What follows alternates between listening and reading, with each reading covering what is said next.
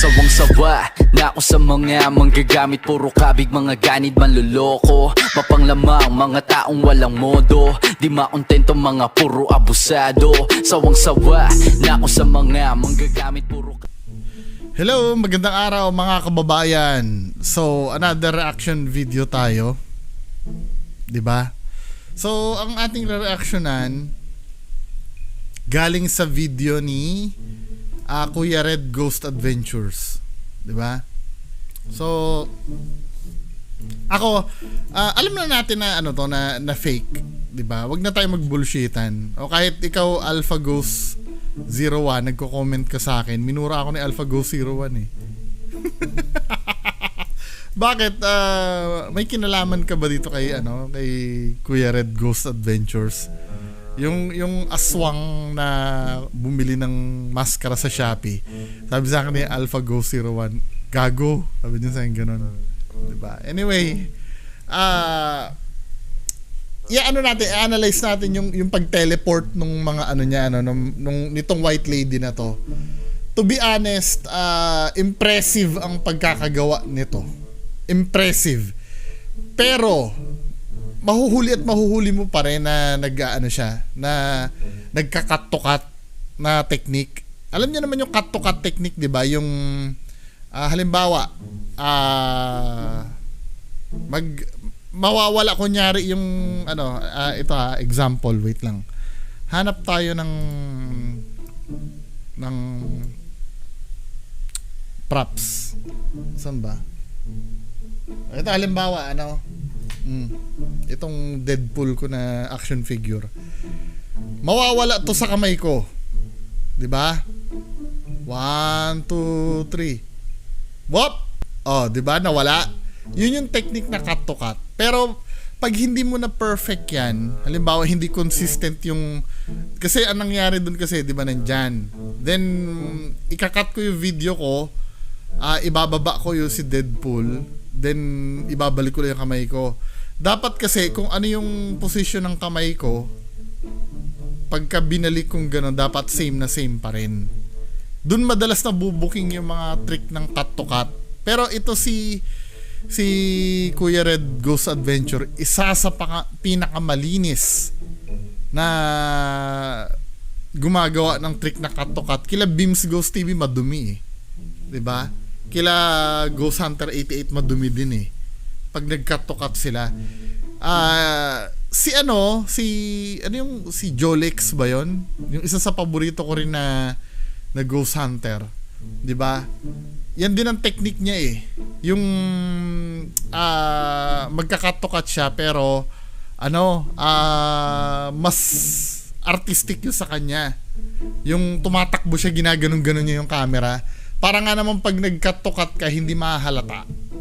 'Di ba? Kasi hindi mo na kailangan maging consistent yung Unlike ito si Kuya Red Ghost Adventure.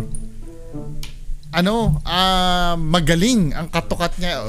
For example, tingnan nyo to. Tingnan nyo tong video na to. Itong magte-teleport na ang linis nito, men. Tingnan nyo ha. Ito yung nakaraan daw eh. Pero itong video na to yung panonoodin natin. Yung dahilan ko kung ba't nandito ako. Wow! Diba? Ang linis ng cut to cut niya. Napakalinis ng cut to cut niya. Hirap nga kung kung saan siya nag-cut eh. Pero yung dahil anong giveaway dito sa video na to? dahilan ko kung ba't nandito ako. Wow! Nung nag-teleport yung white lady dito, 'di ba? Napansin nyo, nagkaroon din ng gamo-gamo. Wala kasing gamo-gamo before eh. 'Di ba? So yun yung dahilan ko kung ba't nandito ako. Oh, bigla nagkaroon ng gamo-gamo, 'di ba? Nag-teleport din yung gamo-gamo. Ibig sabihin, may cut to cut na nangyari doon. 'Di ba? Kinat yung video, then lumipat diyan yung Pero napakalinis, 'di ba? Napakalinis ng niya. Ang maganda dito, pati yung vocal. Sige, gawin ko nga yung vocal. Gawin natin na hindi napuputol kasi isa rin sa indication yun na na pag gumawa ka ng magic trick, ng cut to cut trick, 'di ba? Parang mapuputol din yung Yung katulad nito ha. Halimbawa, ito ha. Itong si Deadpool, di ba, nawala sa kamay ko. Pero yung boses ko dire-diretso. Di ba? Ibig sabihin, napag-aralan niya rin na hindi mukhang napuputol yung yung boses. 'Di ba? Isa sa mga malupit na technique yung ginagawa niya. Hindi napuputol yung boses niya, pero booking na booking sa video na nagte-teleport yung lahat ng nasa kapaligiran. So, yung may mga timestamp ako dito na nagpapakita yung white lady na nagte-teleport, na ipapakita ko sa inyo kung paano natin mahuhuli na nag-cut to cut siya. 'Di ba? O ito, timestamp ay 7:30. 7:30. Malinis kasi yung Tama ha? Ito. Thank you talaga, Justin. Kaya nakakampante ako dahil sa mo, Cruz Antipatris Benedicti, Cruz Sacraset Mihilox, nung kuam Dracoset Mihidox, Baderetro Satana nung kuam Swadi Mihivana, Sont Malakweli Vas, Diba? F. Venin. Anong nagiging nyo, bigla lumilitaw pero napakalinis ng ang pag-appear ng white lady, tsaka yung vocal niya hindi napuputol. Pero anong giveaway dito Swadi Mihivana, na ito ay cut to cut lamang. O, 'di ba? Ipapakita ko sa inyo. Sont Malakweli Vas, 'Di ba? Unang-una, mapapansin nyo yung video niya pagka may magpapakita or magte-teleport, biglang titigil. I mean, magiging static yung video niya. 'Di ba? Kasi isa sa technique 'yun eh. Kailangan kasi yung video mo consistent yung frame. Nina, Kasi mahahalata ka pag hindi ka magaling na Kaya dapat steady lang yung steady lang talaga dapat yung video mo. Pero alam nyo kung paano ko nahuli to. Wait lang ulitin natin. Baderetro Satana nung kuam Swadi Mihivana, Sont Malakweli O, 'di ba? Biglang lumitaw yung white lady. Ulitin nga natin uli. Sorry, hindi ko Vas, Oh. F. Tro Satana nung kuam Swadi Mihivana, Sont Yung Malakweli sinabi yung so malaki libas, biglang lumitaw tong white lady. Pero 'di ba? Malinis. O, ang technique diyan, tingnan niyo tong dahon. Tingnan niyo tong dahon na to. 'Di ba? I-rewind natin. Huwag niyo pansinin yung white lady, dahon ang pansinin niyo. Baderetro Satana nung kuam Swadi Mihivana, Sont Malakweli Vas, 'Di ba? F. Gumalaw yung dahon. I mean, ibig ko sabihin, kasi yung dahon kasi, may hangin yun eh. Consistent yung galaw ng dahon eh. Pag nag-cut to cut ka, hindi magiging consistent yung biglang magja-jump yung dahon na ganon. Sevenina Ulitin natin ha. Vana, Sont Di ba? Nakita nyo yung dahon. I-zoom natin yung dahon ha. Banda rito. Para makita nyo. Yung dahon lang ang pansinin nyo. Baderetro Satana nung kuam Swadi Kung hindi makikita sa frame yung dahon, ito yung dahon. Mihivana, Sont Malakweli Vas, Nakita nyo? Nahuli nyo ba? Hindi. Ulitin natin. Baderetro Satana nung kuam Swadi Mihivana, Sont Malakweli diba? Vas, Nakikita nyo? Hindi.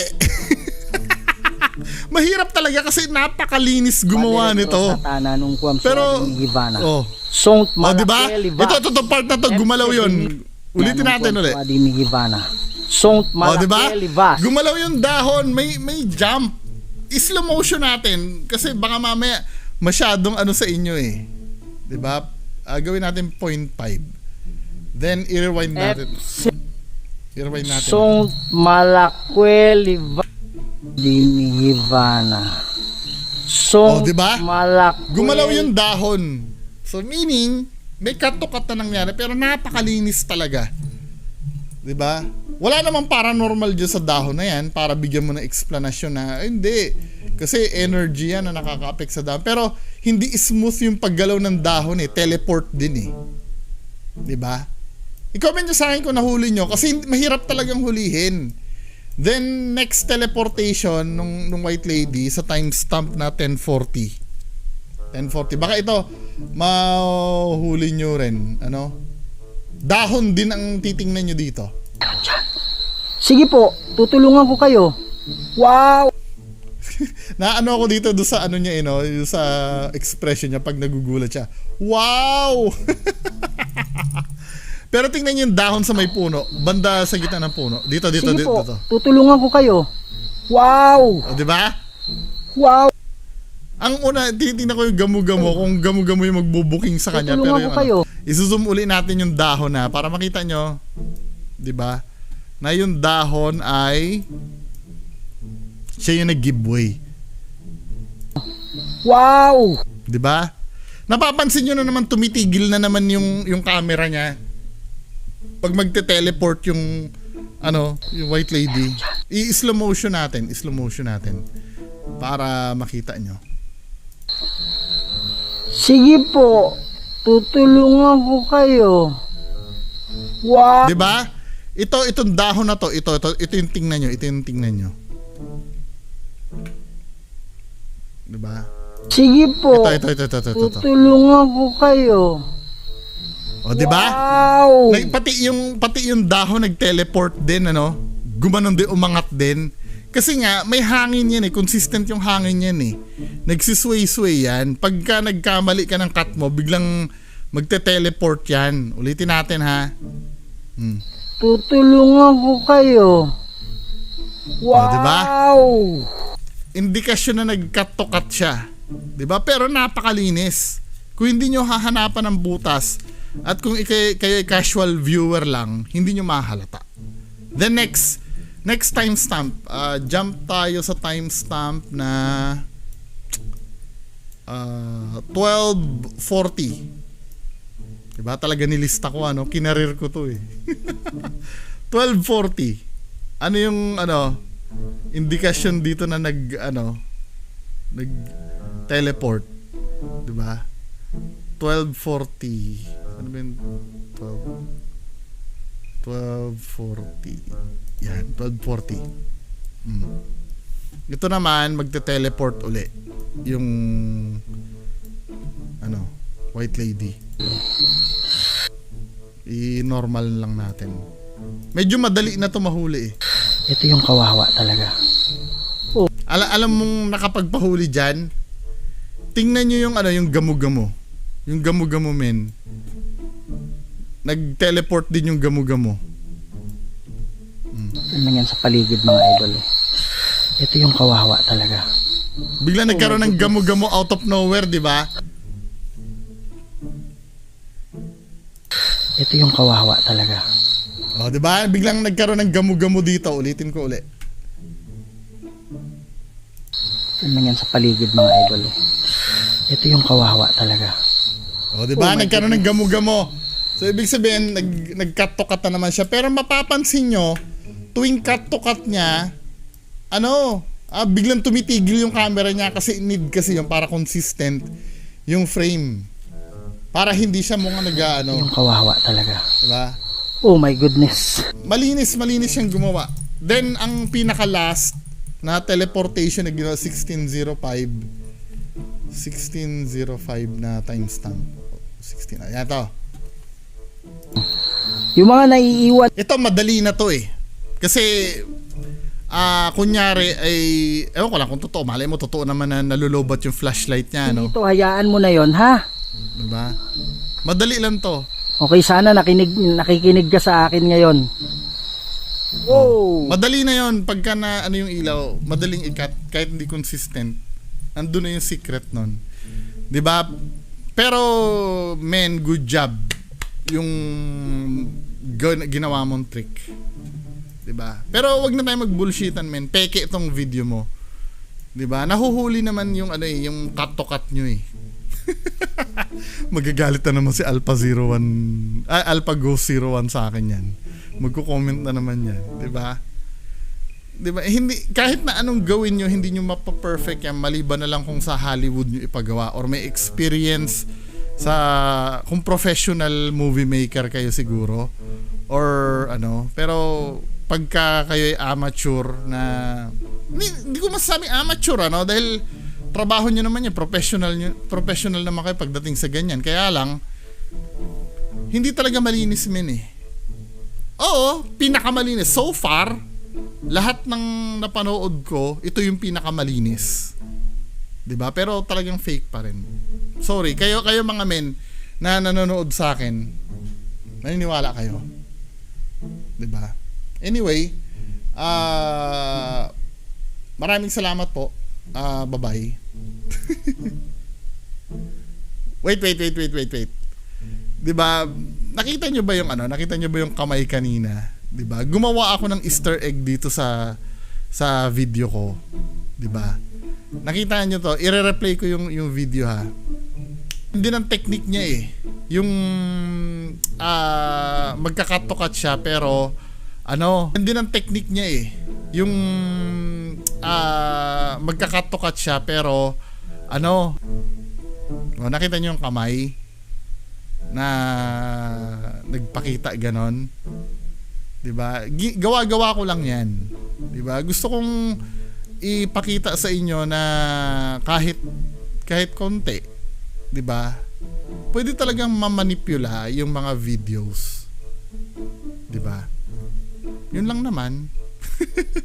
'Di ba? Kaya hindi dapat paniwalaan lahat ng nakikita. I'm sure somewhere out there may video na totoo sa totoong multo, 'di ba? Hindi natin masabi kasi yung mga believable na footage kasi na multo, hindi ganito ka perfect eh. Kasi itong pinapakita nila na to masyadong perfect. Alam mo 'yon, yung parang at will kaya nilang kausapin, 'di ba? Nagre-respond agad kapag inutusan nila magpakita, biglang magpapakita. Ang ganda lagi ng timing nila eh. 'Di ba? Anyway, ayun lang naman po, no? Maraming salamat. Bye-bye. Tama na mas marami ng mulat. Iba ba peking bako? Tama na ang pagbubuhat. Ilang beses mang patawarin.